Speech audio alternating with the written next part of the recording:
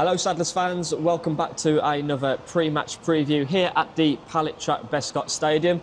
As you can see, I'm joined by my colleague Paul. Paul's good to see you.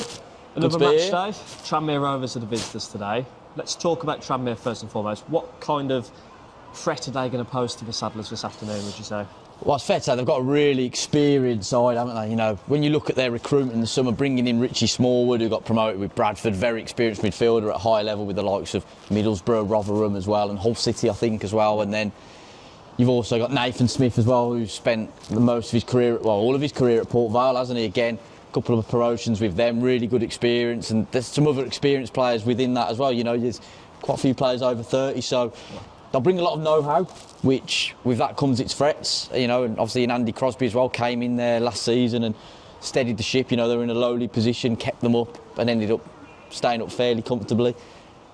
And they started reasonably well. I think just the last 3 games, I think it's 3 without a win, a couple of defeats, but did get that draw with Newport last week. So I think it'll be a tough test. I think they'll be a solid outfit. I think they'll make things really difficult and, you know, be a bit of a battle out there, but you know, I'm confident in the Saddlers that if we can do what we do, stick to our jobs, then confident the Saddlers can get a result.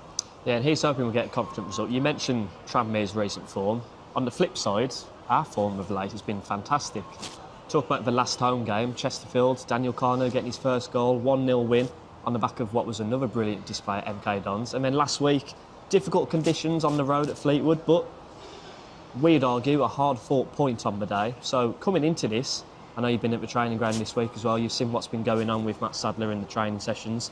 How would you sum up the confidence and the spirits in the camp? To be honest, even when in the past when maybe the form hasn't been as we'd like it, the spirits have been very good. It's such a good environment at the training ground that everyone's together, everyone's a group, spirits are high. You know, they've do some activities together as well, even after training. A lot of them are staying a lot longer just to be with each other, and I think that's important. So that team bond is fantastic, and I think everyone saw that draw at Fleetwood as a positive. Very tough place to go. We all remember the performance there last year in that cold night in January, a 2-0 defeat, going 2-0 down within 15 minutes. So to sort of right the wrongs a little bit of that performance and go there, and you know, I know he fell behind, but to react very positively as he did. And as you say, the wind at that stadium is, you know, really, really difficult. It's a very tough place to go. I don't think many teams will go there and turn Fleetwood over. You know, Pete Wild's one of the top managers in Sky Bet League 2, isn't he? Did a great job at Barrow. You know, had them knocking on the door of the playoffs, which, you know, there's a lot of challenges. So he's a great manager. So I think it's a good point. So definitely a lot to be positive about. Yeah, and we look ahead to team news as well. We've spoken at length before, haven't we, about the competition in the squad and the depth of the squad. It's only a positive thing, and it's a positive headache for Matt Sadler to have on a game-by-game basis. But looking ahead to today's game, you've got the team sheet ready to go for this afternoon. So what are we lining up with this afternoon? So it's just one change for the Saddlers. Charlie Lakin comes back in after his 1-match ban for that second yellow card against Chesterfield. So he comes back in for Courtney Clark, who drops to the bench. So I'll run you through it. Obviously, Miles Roberts in goal. Back 3, Aidan Flint in the middle of it with Harrison Burke and Evan Weir either side. Connor Barrett and Vincent Harper continue as wing-backs.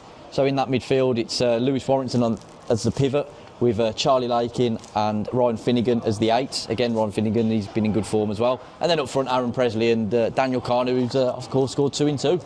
Yeah, let's touch upon Carno. Obviously getting that second goal at Fleetwood as well. He's really come into his own, hasn't he, since he joined from Charlton on loan. He's shown glimpses in the games before that, MK Dons I mentioned in the last pre-match show. He's got that killer instinct, hasn't he? And as a defender, if Daniel Carno's running at you, you're going to be in for a long afternoon. So hopefully he can get himself another one today, make it 3-3.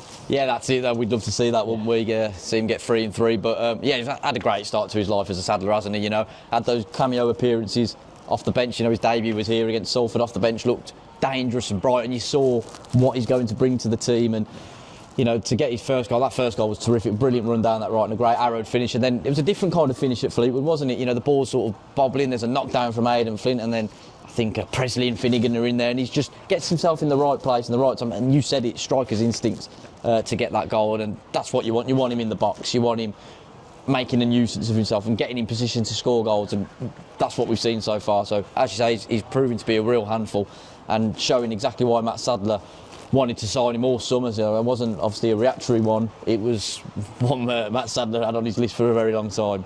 Yeah, and you mentioned people that were on Sadler's shortlist during the summer, Lewis Warrington as well. You know, he's come into the side as of late and he's really put his marker down in that sort of holding position.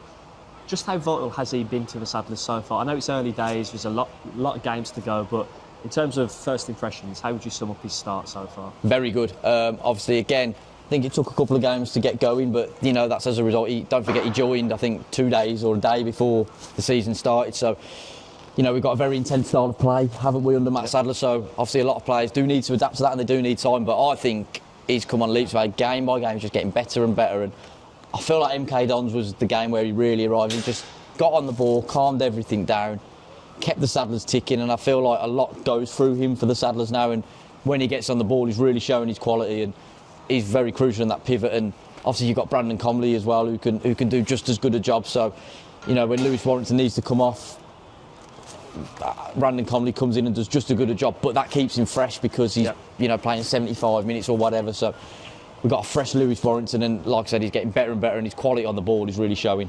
Yeah, and I mean, you mentioned the Fleetwood game as well there. He was quite unlucky not to score what would have been a goal of the season contender with that strike. I mean, cannoning off the crossbar. But another midfielder coming back into the side, you mentioned he was banned for the last game, Charlie Lakin. We know how important he is to his side, but he gives us that extra bit of energy in midfield as well, doesn't he? Took the words out of my mouth, that energy. The energy Charlie Lakin brings is outrageous, and it's exactly what Matt Sadler wants to see from his age. High energy, high pressing, intensity, and that's what he brings, and he almost raises the bar for everyone else in the team, doesn't it? So again, great to see him back, and glad it was obviously only a one-match ban, but yeah, we've got some great, almost an embarrassment of Richards when it comes to midfielders. I thought Rico Richards, we got glimpses of him as well against Fleetwood off the bench, so really excited. Yeah, it's exciting times, early start to the season, but if we get a win today as well, you look at it, 9 games in, it's not a bad return, is it? So hopefully we can get the 3 points today. We mention the fans pretty much every week, and we say it because we mean it. And they deserve it. It's rightly deserved. The support has been absolutely incredible, whether it's here at the Pallet Shop Bescott Stadium or away on the road. The numbers that you provide is brilliant. Paul, just touch upon the fans again. I know, as you said, we always speak about how great they are, but they can play a real part this afternoon, can't they? Weather's not the greatest, but it's another good crowd expected this afternoon. So what part can they play? They can always, as they always do, they play a massive part. I think to get 1,000 to Fleetwood away on a rough day weather-wise was absolutely superb.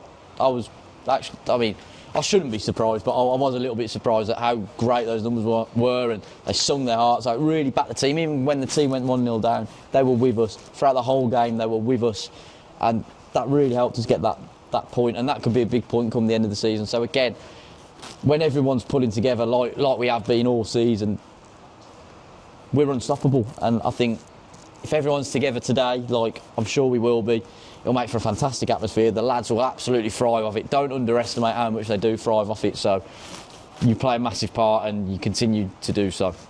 Yeah, very well said. So as you say, the stage is set for this afternoon's game against Tranmere Rovers.